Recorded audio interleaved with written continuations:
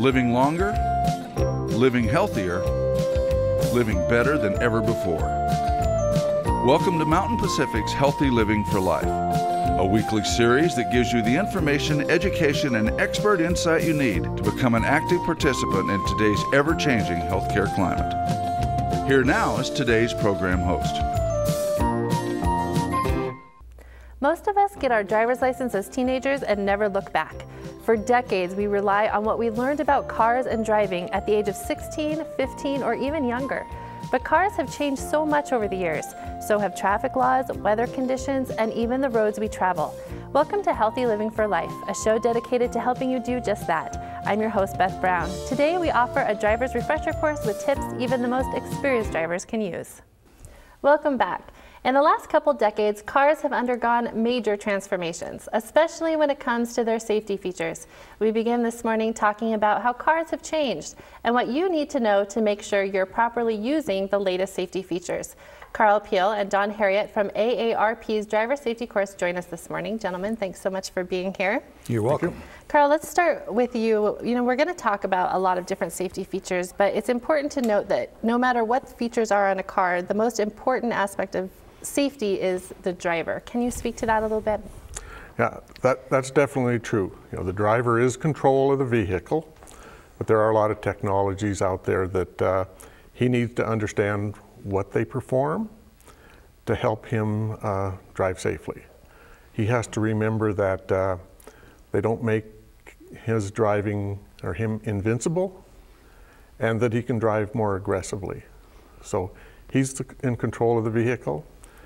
Has to be prepared, be aware of his circumstances, the weather, the roads, himself, so that he can drive appropriately. Perfect. Okay, so let's jump into some of those safety features. So we're getting into the thick of winter, which for a lot of drivers means snow and ice. When I was learning how to drive, when I hit ice, I was supposed to pump the brakes. And now with newer features, you're not supposed to do that anymore. Don, can you talk a little bit about today's braking systems and how you should respond if you slip? Well, today's cars all have anti-lock braking systems, ABS. And with an ABS system, you're supposed to stomp, stay, and steer.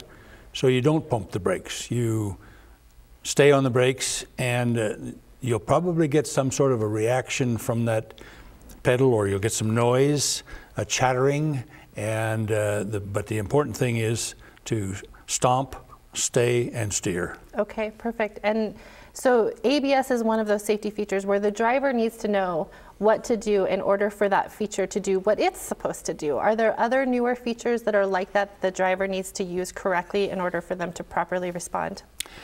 Well, there are. There's stability control is one of the features on new cars now, which transfers power to the wheels that need it. And this helps electronic stability control, it's referred to. There are backup cameras for when you put your car in reverse. The camera turns on, and you can see in the screen where you're backing up. And there are other features that help the driver with other functions. Okay, and then there are some other features too that can actually help people from getting into an accident. Can you talk about those a little bit? Well, there are quite a few features that our technology has provided for vehicles. Cruise control is one of them. And cruise control has been around for a long time, but the newest part of cruise control is the adaptive cruise control, which is different, and it allows, when it's on, it sets a distance between your vehicle and vehicles in front of you. So if you get closer than that to the vehicle, it will actually slow your vehicle down, ultimately to the speed of the vehicle that you're behind. And if you pull out to pass them, then your vehicle would speed up.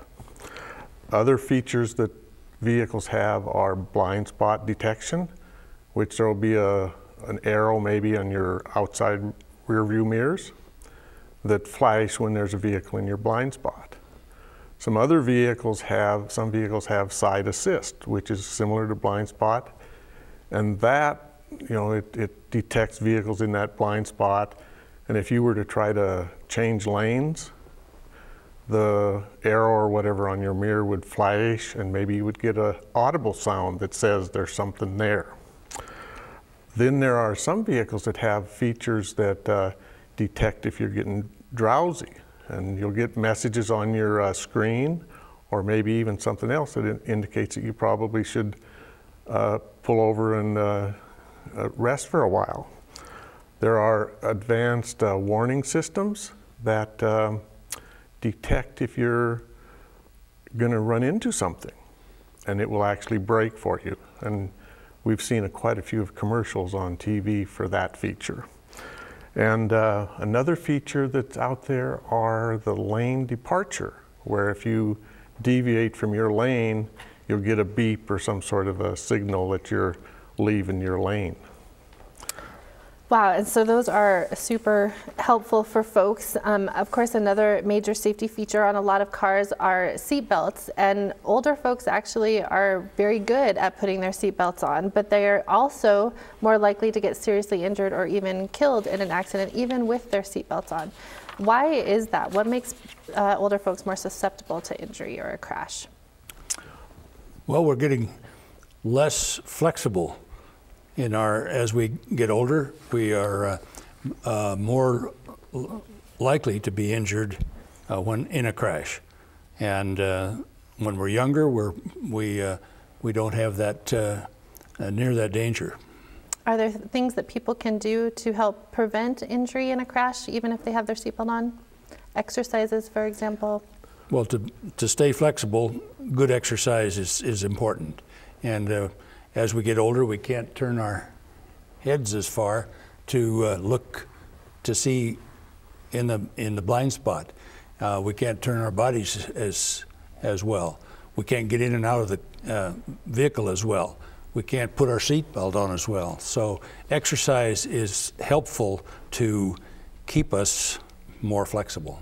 Okay. Another thing about seat belts, and it has to do with the airbags, you know, that when you're in your vehicle, you should be at least 10 inches from the steering wheel, that if you happen to be in a crash and the airbag deploys, it doesn't hit you in the face and potentially cause injury.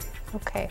All right, gentlemen, thank you. We're actually out of time. We need to go to a break, but coming up next, how to drive in different kinds of weather. We'll be right back after this.